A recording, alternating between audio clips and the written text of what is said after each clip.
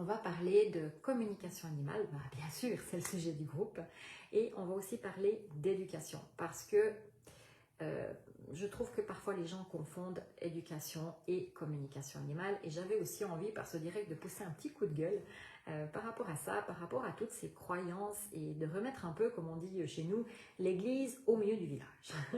Voilà. Donc je ne sais pas si parmi vous, des gens ont des chiens, parce que quand on parle d'éducation, on parle surtout de chiens, mais on peut aussi parler d'éducation pour tout autre animal, on est d'accord, mais on va surtout se concentrer sur le chien. J'avais envie de faire ce direct parce que j'ai régulièrement des demandes en communication qui pour moi s'apparentent plus à de l'éducation, et il faut bien comprendre que même avec une communication animale, même avec une très très bonne éducation et plein de cours, ben, votre animal il sera jamais parfait. Il sera parfait d'imperfection, tout comme on est nous les humains, on est parfait d'imperfection. Et pour moi, vouloir l'animal parfait, c'est se compliquer la vie, c'est se mettre beaucoup de pression, et c'est surtout lui mettre énormément de pression à lui, à votre animal. Pour moi, l'un ne va pas sans l'autre. Ça veut dire que la communication animale ne va pas sans l'éducation. L'éducation animale peut aller sans la communication, mais quand on fait la communication animale, vu qu'on va aller à l'écoute des besoins de l'animal, on va aller chercher à savoir qu'est-ce qu'il a besoin, qu'est-ce qu'il aime, qu'est-ce qu'il n'aime pas, etc. Ça peut que améliorer en fait son éducation. Mais quand on me fait des demandes de communication pour me dire, écoutez, j'aimerais que mon animal ne fasse plus ça, ou est-ce que vous pouvez dire à mon animal qu'il fasse ça, intérieurement, je rigole toujours parce que l'animal, il va arrêter de faire quelque chose ou faire quelque chose uniquement s'il y trouve un avantage ou un intérêt. Vous ne pouvez pas demander à un animal d'arrêter de, je sais pas moi, de gratter par terre avant de se coucher, parce que lui, il y trouve un bénéfice, il se détend, c'est aussi un patron moteur, mais il ne va pas trouver d'avantage de juste arrêter. Il faut remplacer par autre chose, et parfois on peut trouver des deals, parfois pas. Si vous voulez qu'un animal arrête, par exemple, de manger les croquettes de votre chat, il faut qu'il y trouve un avantage. Ça veut dire qu'il y a peut-être autre chose à la place qu'il a le droit de manger, et mis à part qu'il y trouve un avantage et qu'il y trouve un intérêt, il y a une part d'éducation. Ça veut dire qu'on doit aussi apprendre au chien à ne plus manger les croquettes du chat. Ça prend du temps, ça ne se fait pas comme ça, ni avec une communication animale. On peut, en communication animale, lui expliquer que c'est pas bon pour sa santé, que voilà, mais lui, l'avantage qu'il y trouve, c'est que c'est super bon. Donc c'est compliqué de vouloir demander à un animal d'arrêter de faire quelque chose ou de faire quelque chose si pour lui il n'y a pas un avantage derrière. Ça, c'est déjà la première chose à comprendre. Ensuite, il faut comprendre que la communication animale, elle est branchée dans le subtil, dans l'inconscient, ou dans... Comment vous explique ça? On communique avec l'âme. Ça veut dire que je ne suis pas en train de communiquer avec mon chien poilu qui est devant moi, je communique avec son âme. Et l'éducation, elle, de son côté, elle est plus connectée à la matière.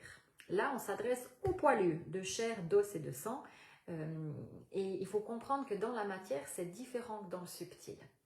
Un animal peut communiquer avec un certain état d'esprit en communication animale, et puis il peut être très différent dans la matière. J'ai un exemple d'une amie qui avait un chat, et ce chat, chaque fois qu'on faisait des coms, il me montrait une grandeur d'âme, une grande sagesse, etc.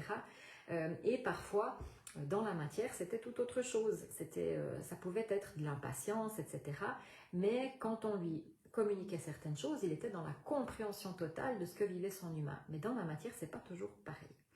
Il faut aussi comprendre une chose, c'est qu'un animal, dans sa tête, là je parle de dans la matière, hein, je ne parle pas l'âme, dans sa tête, dans la matière, dans son corps de poilu, c'est comme un enfant de 4 ans.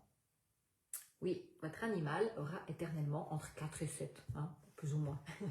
Alors, même si c'est une très vieille âme dans le subtil, même si c'est un animal qui a déjà vécu plein d'autres vies, qui a de l'expérience, etc., au niveau de son âme, dans la vie, ben, c'est un enfant de 4 ans.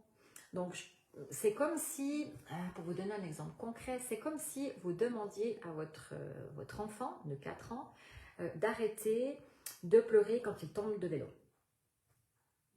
Ben, c'est un peu compliqué parce que tomber à vélo, ça fait mal.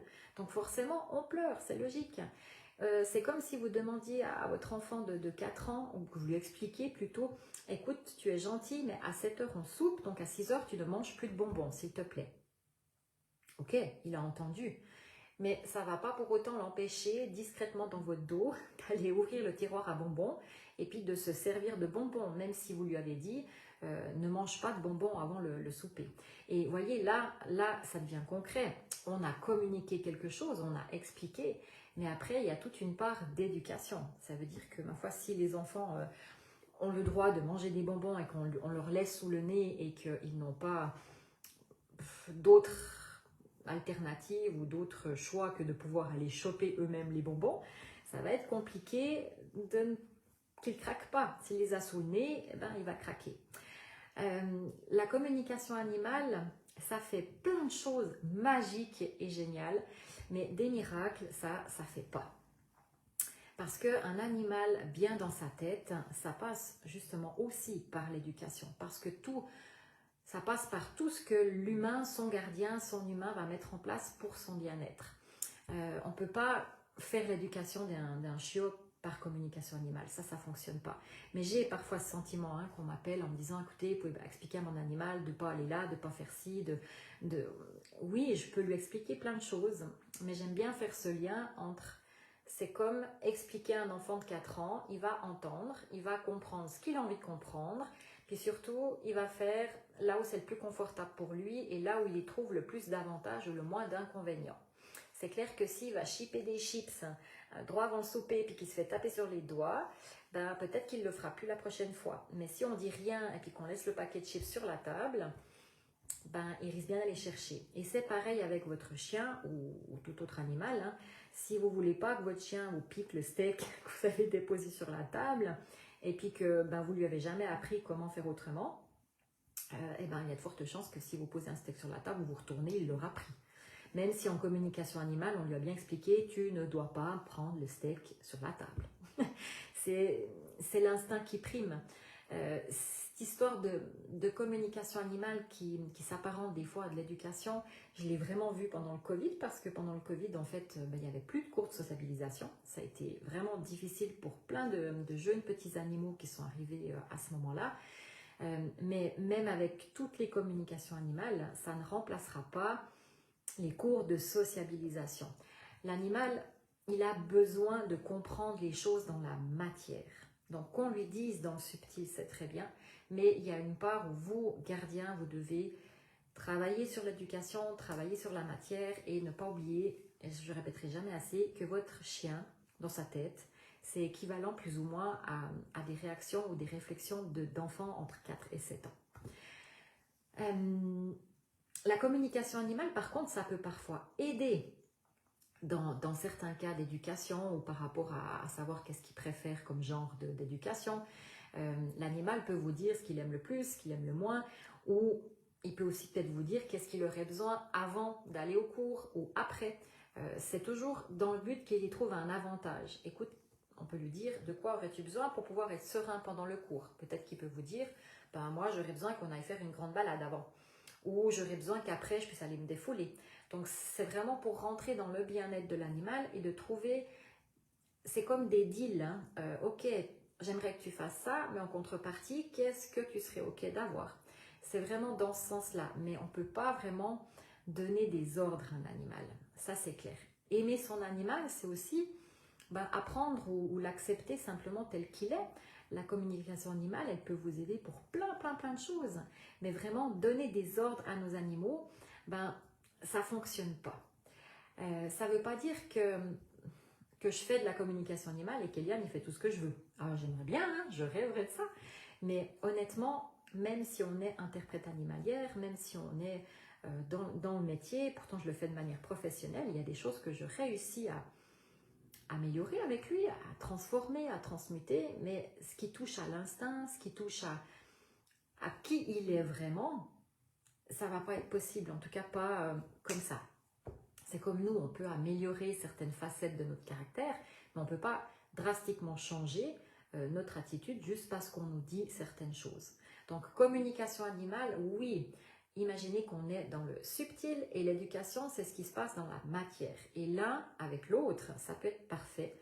mais l'un ne remplace pas l'autre. Et parfois, c'est vrai que je suis un peu gênée quand je reçois certaines demandes, parce que je sens bien que derrière, il y a des problèmes d'éducation et c'est pas toujours facile à faire entendre aux gardiens qu'ils devraient peut-être prendre des cours. Mais je vous donne un exemple, j'ai eu dernièrement une dame qui a fait appel à moi parce que son chien se grattait énormément et perdait aussi beaucoup de poils. Donc elle a d'abord fait tout juste, hein. Elle allait chez le vétérinaire voir s'il n'y avait pas un problème dermatologique, s'il n'y avait pas des allergies, etc. Et ils n'ont rien trouvé. Donc elle m'a demandé une communication animale. Et je trouvais intéressant parce que c'est chouette de savoir si l'animal peut nous dire pourquoi il se gratte comme ça, qu'est-ce qui déclenche au final ces grattages. Mais j'ai aussi expliqué à la dame avant de prendre le rendez-vous, de fixer le rendez-vous, qu'une communication n'allait pas faire des miracles et puis qu'un soin ce serait encore plus adapté parce que là on touche à des émotions clairement. Mais c'est surtout aussi l'éducation qui pourrait peut-être régler les choses. Et je l'avais senti, hein, j'avais déjà reçu quelques infos avant. Et en fait, cette dame me dit, oui, mais je sais qu'il stresse parce que c'est pour ça qu'il se gratte. C'est un chien qui est très stressé. Et j'aimerais vraiment que vous lui demandiez de ne plus stresser quand il est tout seul parce qu'on revient toujours. Ok, je prends note de ces questions, mais vous savez, le chien, il sait très bien que vous revenez toujours. Et d'ailleurs, en communication, il m'a simplement dit, mais je sais qu'ils reviennent. Je ne stresse pas parce que j'ai peur qu'ils ne reviennent pas. Je stresse simplement parce que je n'aime pas être tout seul. Et en fait, ce chien m'a fait comprendre qu'on ne lui avait pas appris en fait, à rester tout seul. Vous voyez, la communication peut vous aider dans un cas comme ça pour savoir de quoi l'animal a besoin pour se sentir serein quand il est seul, par exemple, ou de quoi, qu'est-ce qu'il faut mettre en place pour qu'il puisse s'habituer à ça. Mais ça ne remplacera jamais la partie où vous devez travailler en tant que gardien pour désensibiliser, pour faire tout ce travail d'apprentissage à rester seul. Il m'a expliqué, ce chien, en fait, que il est tellement collé en permanence avec sa gardienne que quand elle n'est plus là, le choc est tellement grand qu'il est paniqué. Et en plus, il me montre que c'est un chien qui n'est presque jamais lâché, voire jamais lâché, parce que ses gardiens ont peur qu'il ne revienne pas. Et là aussi, on touche à l'éducation. Quand on en a parlé au compte-rendu, j'expliquais à cette dame que le chien aimerait bien plus de liberté. Elle me dit, oui, oui, il a de la liberté avec le flexi. Ça coupe pas le cordon. C'est toujours un lien, ce flexi, entre le gardien et son animal. Et là, vraiment, cet animal voulait être lâché. Et la personne m'a dit, oui, mais alors vous lui dites qu'il revient, hein? Oui, je comprends bien. Il n'a aucun avantage à partir, quelque part, hein, si son intérêt est plus grand de rester. Mais ça fait partie de ce que vous, en tant qu'humain, en tant que gardien, vous devez apprendre à votre animal. Ça prend du temps. Et cet animal avait passé 2 ans, donc c'est clair qu'apprendre le retour, c'est une des premières choses qu'on commence à apprendre, parce que c'est hyper important. Mais ça, c'est dans l'éducation que ça se travaille, et non pas en communication animale. Vous voyez, en communication animale, je peux dire un animal, quand on te lâche, ne part pas trop loin, essaye de rester visible, reviens quand on t'appelle. Bien sûr que je peux lui dire tout ça. Mais dans le moment, imaginez, votre animal, il voit une biche. Si c'est un chasseur, rien à foutre, hein, ce qu'elle m'a dit Michel. Moi, taillot, je vais choper ma biche ou je vais lui courir après. Donc, on n'est pas, avec la communication, dans un résultat sans faille en ce qui concerne les demandes à l'animal. C'est ça qu'il faut comprendre. Et quand on fait des demandes pour des coms où il n'y a que des demandes, où ce n'est pas des questions finalement, sachez aussi que tout ça, vous pouvez lui dire vous-même. S'il n'y a pas de questions ou plutôt de choses qui nécessitent des réponses, tout ce qu'il y a à lui dire je t'aime, lui dire qu'il est important pour vous, etc. Ça, vous pouvez le faire vous-même et l'animal vous entend tout à fait. Vous n'avez pas besoin de moi pour ça. Et je trouve dommage finalement d'investir pour une communication si c'est uniquement pour ce genre de questions. Parce que, enfin, c'est même pas des questions, c'est des demandes. Donc, réfléchissez toujours ce que je veux dans la communication. Est-ce que je peux pas d'abord le travailler dans la matière? Ça veut dire par l'éducation. C'est vraiment important de ne pas mélanger les deux choses. Pour moi, une peut vraiment aider l'autre et vice-versa, mais il n'y a pas l'un sans l'autre. Les deux amènent une compréhension globale. Voilà. Moi, je vous ai un petit peu balancé le paquet, là, un peu comme je le pensais, parce que c'est vrai que c'est souvent des choses qui reviennent dans mes demandes. Là, vous pouvez commencer à écrire vos questions si vous avez envie. J'en avais déjà reçu une avant, donc je pense que j'y ai en partie répondu. Marielle, c'est toi Marielle qui m'a posé cette question. Donc les autres à vos claviers, tapotez seulement pendant ce temps. Je viendrai répondre à vos questions tout à l'heure. Marielle me demandait, est-ce qu'on peut expliquer à mon chien, par exemple, de ne pas manger mes lunettes parce que ça peut être fatal pour lui et que ce qui n'est pas dans son assiette n'est pas bon. Alors, je pense que j'ai répondu à la question avant en fait. Il faut qu'il y trouve un avantage. Alors, c'est clair qu'il peut y trouver aussi un désavantage. Si tu manges mes lunettes, tu vas avoir mal au ventre et tu vas pas être bien.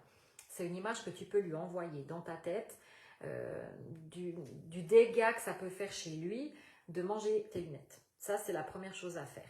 Ensuite, encore une fois, je peux bien, en communication animale, expliquer au chien de ne pas manger tes lunettes. C'est clair. Mais après, il garde ses questions qui sait. Voilà, j'espère que c'est bon, je ne vous ai pas perdu. C'est lui qui va finalement décider, hein, est-ce que les lunettes sont vraiment intéressantes ou pas. Et surtout, je pense que c'est à toi, Marielle, de ne pas laisser traîner tes lunettes. Voilà. Parce que tu n'auras jamais la garantie que ton chien ne va pas avoir envie de croquer tes lunettes parce que c'est quelque chose qui est intéressant, qui fait du bruit quand ça craque. Peut-être que l'odeur est intrigante. Donc, plutôt que de le laisser ranger tes lunettes, peut-être propose-lui autre chose en échange. Quand tu le vois arriver vers tes lunettes, on retire les lunettes, on donne autre chose. Voilà, mais ça, je ne peux pas. Typiquement, ça fait partie des demandes. Oublie pas que ton chien a 4 ans dans sa tête. Et même si on dit à un enfant de 4 ans, ne mets pas les mains sur la plaque, c'est chaud, tant qu'il n'aura pas expérimenté, voilà, il ne comprendra pas que c'est chaud. Est-ce qu'il y a d'autres questions? Je laisse un petit peu de temps parce qu'il y a toujours un décalage entre vos questions et ce que je reçois. Est-ce que Marielle, ça répond à ta question? Ou est-ce que tu t'attendais à une toute autre réponse? Je sais bien que des fois, on aimerait le truc magique hein, pour régler une situation, pour régler quelque chose qui nous pose problème avec nos animaux. Ce que j'essaye souvent de faire avec les animaux, c'est des deals. Ok, tu ne fais plus ça, et si tu ne fais pas ça, il y aura ça en échange. C'est vraiment important de trouver, toujours l'animal doit trouver un avantage. S'il n'a pas d'avantage, pourquoi il le ferait? Evelyne qui me dit, quand elle m'avait demandé une com pour sa petite jument Nevan, elle m'avait dit, hop. Oui, elle m'avait demandé en fait de dire à la jument qu'elle pouvait lui faire entièrement confiance, qu'elle n'avait pas à se faire du souci. Et au final, Nevan avait répondu que c'était à moi de faire en sorte que la confiance mutuelle s'installe. Exactement. Et souvent, ce qu'on demande à nos animaux, ce sont des choses qu'on doit déjà se demander à nous-mêmes. Hein, c'est important. Très bien, Evelyne. Il y avait d'autres questions. Vivi, j'ai un problème avec l'un de mes chats qui fait pipi un peu partout. Je souhaiterais surtout savoir pourquoi il le fait. C'est un animal qui est né chez nous et qui a été confié et qu'on a récupéré. Est-ce possible? Alors là, oui, là, on est dans une autre thématique. On n'est pas en train de mélanger éducation et communication animale. Les pipis, c'est assez intéressant. Dans un cas comme ça, je vous dis honnêtement, pour les pipis, je ne fais plus seulement une simple communication parce que quasiment à 99% derrière des problèmes de pipi ou de caca dedans, hein, il y a des émotions. Donc là, je propose toujours le forfait soin AI et communication animale. Et avec le soin, on va vraiment aller travailler sur les émotions. Mais parfois, l'animal donne des choses très claires hein, par rapport au pipi. Donc bien sûr, ça, on peut regarder ensemble si jamais tu peux me faire une demande via le site. Séverine, j'aimerais savoir pourquoi mon chat me réveille toutes les nuits à peu près chaque 2 heures de temps en grattant l'armoire ou la commode.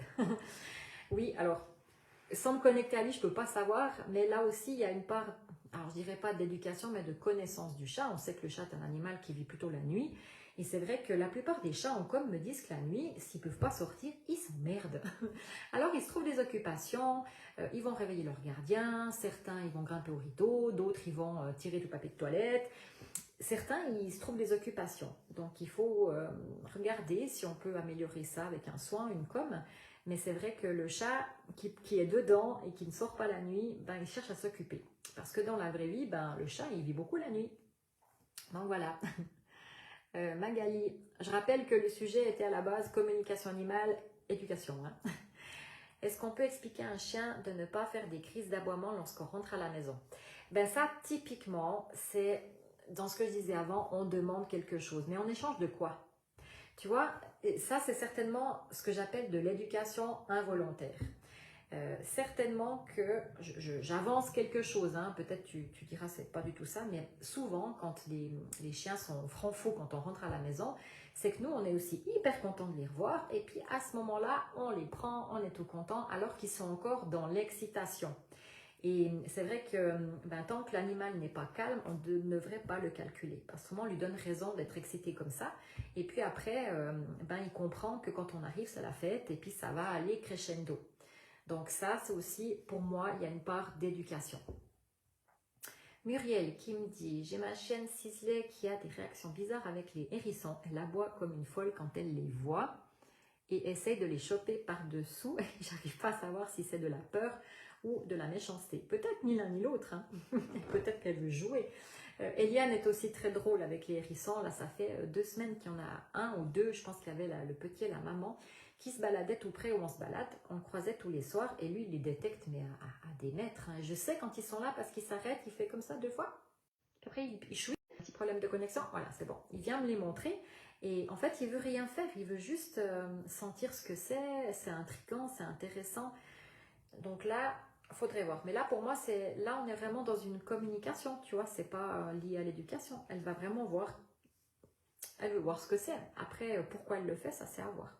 Ce que tu peux déjà faire en attendant, c'est quand tu vois qu'il y a un hérisson, tu appâtes ciselé avec autre chose de plus intéressant. Du lard, du jambon, des petites saucisses. Il faut toujours quelque chose de plus intéressant que ce qui les intéresse à ce moment-là.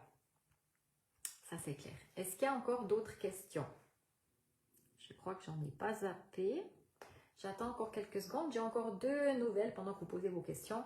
Alors, j'ai fait un petit sondage pour voir quel jour vous convenait le mieux pour les directs. Apparemment, l'essentiel, ce serait les lundis. Alors, j'avais déjà prévu les 2 prochains directs. Donc, on partira sur les lundis dès la fin du mois. Mais avant, je ne pourrai pas, étant donné que les 2 prochains directs sont déjà fixés au 20 et au 25. Et le prochain direct, ce sera donc jeudi 20 octobre à 20 h. Et là, un sujet qui va certainement beaucoup vous intéresser aussi, c'est les animaux perdus. On va discuter de ça et je vais surtout vous expliquer pourquoi je ne fais plus de communication animale pour les animaux perdus. On me fait énormément de demandes pour ça. Je sais que d'autres collègues le font. Mais je vous ferai part de mon point de vue, pourquoi, de mon côté, hein, c'est un choix personnel, pourquoi je ne le fais pas, parce qu'il y a 1001 raisons en fait. Donc ça, ce sera le prochain direct de jeudi 20 du 10 à 20 h, donc si vous voulez déjà noter. Et puis, je vois qu'il n'y a toujours pas de questions qui viennent, je vais regarder, non, on est bon. Et puis je pense que vous attendez tous le résultat du concours. Il y avait un concours lancé, en fait, j'ai fait appel à vous, parce que j'avais envie qu'on se trouve, nous, membres du groupe. Ah, alors attends, il y a encore Evelyne qui a une question. Ah, tu viens casser le suspense ou tu viens rajouter du suspense sur le résultat du concours. Alors Evelyne, oui, tu as une question, mais ça concerne la chaîne de ta maman. Tu peux me la poser, de toute façon, je ne vais pas me connecter en direct sur la chaîne de ta maman, tu vois. Tu peux me la poser. Donc, le concours était le but de gagner une communication animale pour la personne qui me donnait l'inspiration pour qu'on se trouve un petit nom. J'avais envie que les membres du groupe aient, enfin moi, vous, qu'on ait tous un petit nom qui nous identifie, qui nous ressemble en fait. Et vous avez fait des super belles propositions. Franchement, vous étiez très inspirants. Il y a eu des super choses, il y a eu des très très très belles idées. Je vous remercie infiniment. Vraiment, vous avez été créatifs, créatives, oh là là, créatives. Et j'en ai retenu un, et c'est vrai que quand je l'ai vu, ça a été une évidence. J'ai dit, mais pourquoi je n'y ai pas pensé avant? C'est tellement ça. Alors, la personne qui gagne une communication animale, c'est Daria Sekulic, qui a proposé qu'on s'appelle les chuchoteuses et les chuchoteurs. Je trouve ce nom juste parfait. On est sur un groupe qui s'appelle Au son des animaux, qui parle de communication animale. Et vous connaissez peut-être les chuchoteurs, les gens qui chuchotent aux oreilles des chevaux. Eh bien, c'est comme ça qu'on va s'appeler. Nous serons donc les chuchoteuses et les chuchoteurs. Donc, dorénavant, quand je m'adresserai à vous, ce sera bonsoir et bonjour mes chères chuchoteuses et chuchoteurs. Moi je trouve que ça c'est parfait, ça nous correspond idéalement parfaitement bien, ça résume tout ce qu'on va faire dans ce groupe puisqu'on va chuchoter à l'oreille des animaux. J'espère que ce nom vous plaît. Qu'est-ce que vous en pensez de ce nom? C'est pas mal, hein, Vivi? Oui, en tout cas, merci à Daria qui nous a soufflé et chuchoté ce joli petit nom. Mais je trouve que c'est... Voilà. Et après, je sais pas si je dois dire, si on prend tout le monde, hommes et femmes confondus, je dois dire les chuchoteurs. Je crois que oui. Mais comme on est essentiellement des femmes, je vais dire les chuchoteuses et les chuchoteurs qui ont eu le courage de nous rejoindre. Oui, je trouve super cool. Apparemment, ça vous plaît ce petit nom. C'est cool. Eh bien, je suis ravie, mes chères chuchoteuses. Après, il ne faut pas parler du chaud, hein. Parce qu'alors, si on parle du chaud, ça ne va plus. Voilà, j'espère que ce direct vous aura donné quelques clés, quelques idées déjà pour peut-être améliorer certaines choses. Mais posez-vous toujours cette question. Quand je demande quelque chose à mon animal, est-ce que cette demande peut être corrigée ou adaptée avec de l'éducation, avec mon attitude? Et si c'est le cas, eh bien, une communication pourra peut-être aiguiller l'animal, mais tout seul, sans éducation, ça va être difficile de faire changer l'attitude d'un animal. Pensez toujours aussi, quand je veux qu'un animal fasse quelque chose ou arrête de faire quelque chose, il faut qu'il y trouve un avantage. S'il y trouve un avantage, il va très vite comprendre qu'il n'a pas intérêt à faire ça si en faisant ça, il obtient ça. C'est de la logique. Nous, c'est pareil, hein. Si je fais, je sais pas moi, si j'étais employé de bureau puis qu'on me demandait toutes les semaines 10 heures sup et puis que j'ai jamais de vacances en plus, je pense qu'au bout d'un moment et très rapidement, je fais plus les 10 heures sup par semaine, hein. Par contre, si j'ai très régulièrement des congés en plus, des vacances en plus ou alors une super gratte, peut-être que je rechignerai moins à faire autant d'heures supplémentaires. Vous voyez, pensez toujours, réfléchissez comme pour vous en fait. On me demande de faire ça, ça m'embête parce que ce que je fais là c'est super intéressant.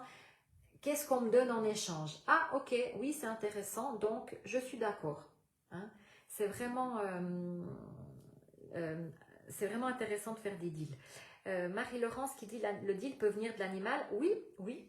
Je t'explique un cas. J'avais une jeune fille qui m'appelait parce qu'elle avait très peur des souris. Et puis, elle amenait toujours des souris mortes devant le pas de la porte. Alors, on sait que les chats adorent faire leurs petits cadeaux, etc. Et j'ai demandé à l'animal, j'ai dit, écoute, je comprends bien que quand tu amènes tes petites souris, tu fais un cadeau à ta gardienne, elle en est ravie, enfin, elle est très contente que tu lui fasses des petits cadeaux, ça la touche. Par contre, tu sais, ta gardienne elle a très peur des souris. Alors, est-ce qu'on pourrait convenir que ces souris, tu les déposes ailleurs? Et là, l'animal m'a montré une petite cabane juste à côté, là où il rangeait les trucs de jardin. Et puis là, elle y allait jamais, c'est son mari. Et son mari, n'ayant pas peur des souris, c'est son mari qui allait récupérer de temps en temps les souris mortes. Et ça a très bien fonctionné. Donc l'animal, lui, m'a donné son deal. Je lui ai dit, mais où est-ce que tu peux amener ces souris d'autres? Parce que là, je ne pouvais pas lui dire, n'amène plus tes cadeaux. Parce que lui, il adore amener des cadeaux. Il fallait juste trouver un autre endroit. Donc voilà, oui, l'animal peut donner son deal, clairement. Des fois, c'est intéressant de lui demander, en contrepartie, qu'est-ce que tu aimerais ou qu'est-ce que tu peux changer? Vous voyez ce que je veux dire? Qu'est-ce que tu es prêt à faire ou à avoir ou qu'est-ce que tu aimerais en échange pour arrêter ou faire moins ça ou pour faire ça? Ça, c'est vraiment intéressant. Mais c'est sûr, encore une fois, je rappelle, n'oubliez jamais, un animal dans sa tête, dans le physique, hein, je ne parle pas du subtil, c'est l'équivalent d'un enfant entre 4 et 7 ans. Donc réfléchissez, est-ce que je peux demander ça à un enfant de 7 ans? Est-ce que j'ai la garantie qu'il va le faire? Hein, c'est comme demander à un enfant de 4 ans, quand tu traverses la route, tu dois regarder à gauche, à droite, et tant qu'il n'y a pas rien, tu ne bouges pas. Un jour, il oublie. Parce qu'à 4 ans, on n'a pas encore la capacité de jugement qui est posée. Et même un adulte, hein, des fois, il peut oublier. Hein. Donc, vous voyez ce que je veux dire. C'est vraiment important. Imaginez toujours un enfant de 4 ans et qu'est-ce qu'on peut lui demander. Et voilà, c'est vraiment ça qui va déterminer si on lui demande des choses qui sont possibles ou pas possibles. Après, il y a des animaux qui sont beaucoup plus adaptifs que d'autres. Hein. Il y en a, ils sont très résignés, ils vont pas être compliqués. Puis il y en a qui sont très exigeants et puis qui sont très têtus. Ils ont tous leur caractère comme nous les humains, quelque part. Voilà. Est-ce qu'il y a encore des questions? Bon, alors mes chuchoteuses et chuchoteurs, je suis ravie que le nom vous plaise. Daria, ben, tu passeras par le site pour me faire ta demande de communication animale, puisque tu es l'heureuse gagnante, vu que tu as découvert ce joli petit nom pour nous, ce surnom. Et ben, de mon côté, je vous retrouve le 20 du 10 à 20 h pour un nouveau direct sur le sujet des animaux perdus. Et surtout, je vous expliquerai pourquoi je ne fais plus de communication pour les animaux perdus. Voilà, voilà.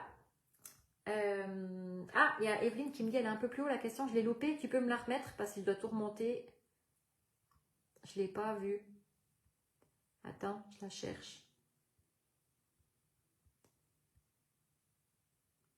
Alors, j'en ai trouvé une entre deux. Il y a Rosaria qui me dit, elle a Lilia qui aboie les autres chiens toujours malgré que moi je n'aime pas. Je n'arrive pas à la faire taire, même après 4 ans. Elle a toujours fait avec Lola et maintenant aussi avec Cocolino. Tu sais, l'aboiement chez les chiens, c'est déjà un patron moteur, donc c'est quelque chose de naturel, comme nous parler quelque part. Donc il faut aussi voir, parfois on croit qu'on fait ce qu'il faut pour que l'animal arrête, puis parfois ce qu'on fait, en fait, ça donne raison à l'animal de le faire. Plus on met d'attention sur certaines choses, plus on crée la chose. Je te donne un exemple, si un animal chouine la nuit quand il est tout seul, à chaque fois que tu sors de ta chambre et que tu dis non, même si c'est pour l'engueuler et tout, il a réussi son coup, il a attiré l'attention. Même si c'est désagréable, là, il a attiré l'attention et c'est ce qu'il voulait. Donc, je pense que peut-être un cours d'éducation pourrait être intéressant pour voir comment toi, tu te comportes quand elle fait ça et de voir s'il y a quelque chose à améliorer pour que justement, ça puisse se transformer. Alors, Evelyne, est-ce que tu m'as remis ta question? Je la trouve pas, Evelyne, ta question. Je suis vraiment navrée. J'essaie de remonter, mais... Alors, je cherche... Ah, voilà, je l'ai trouvé, je l'ai trouvé. Alors, je la lis juste. Quand je viens chez mes parents, leur petite chienne nous saute toujours dessus comme un dingue et nous mordit les chevilles et ça fait bien mal. Oui, je veux bien comprendre. Moi, j'essaie de la faire cesser car parfois c'est vraiment fort. Ma maman voulait demander une com pour cela, mais est-ce que ce serait utile? Oui, effectivement, c'est un problème uniquement d'éducation. Tu sais, ces histoires de quand on rentre, le chien qui saute dessus, la première question que je pose au gardien, c'est quand vous rentrez à la maison, qu'est-ce que votre chien fait et comment vous réagissez? Si ta maman, quand elle rentre, elle accepte que son chien lui fasse la fête, ça va être très compliqué que ce chien se dise, attends, elle, j'ai le droit, mais pas elle. Tu comprends? C'est vraiment ça. Mais après, en communication animale, on a peut-être aussi d'autres infos qui peuvent aider. Mais là, moi, j'imagine que c'est quelque chose qui est en lien avec l'éducation quand même. Ça ne veut pas dire qu'elle a une mauvaise éducation, hein, mais c'est vrai que souvent, on fait des choses avec nos animaux, où dans le moment, on se dit c'est cool, puis on ne se rend pas compte que dans un autre cadre, ça, c'est pas cool. Hein. On est tout content que notre chien nous fasse la fête quand on rentre le soir. Par contre, on est moins content quand votre chien n'est pas dégueulasse et puis qu'il saute sur la petite mamie d'en face. Voilà. Et pourtant, c'est nous qui lui avons appris sauter sur les gens pour dire bonjour. Voilà, voilà.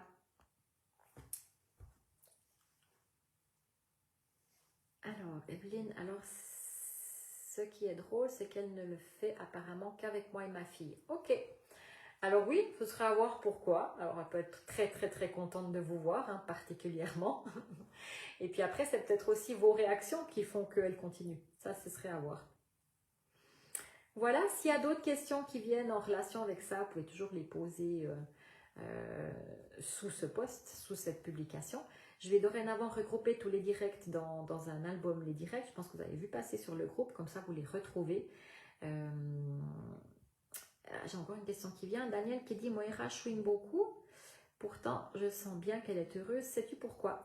Alors, toutes ces questions que vous me posez là, c'est personnel, donc sans me connecter à l'animal, et ce n'est pas le but de faire des communications online gratuites, etc. Puisque ça me demande de me mettre dans ma bulle, ça me demande un certain travail de méditation, donc je ne le fais pas comme ça. Mais effectivement, ce serait intéressant de faire une com pour voir pourquoi elle chouine. Après, ça peut aussi être un contentement, hein, tu vois. Il y a des gens qui chantent quand ils sont contents, qui chantent tout le temps, à tue-tête. Voilà, voilà. Donc, je disais, je regrouperai tous les lives quelque part, comme ça, vous les trouvez. Et puis, je me réjouis de vous retrouver pour le prochain live. Et d'ici là, une très belle semaine. Je tâcherai de faire 2-3 petits tutos semaine prochaine. Mais on se retrouve au plus tard jeudi prochain pour le live. Alors, mes chuchoteuses et mes chuchoteurs, douce nuit à vous. Et puis, à très vite.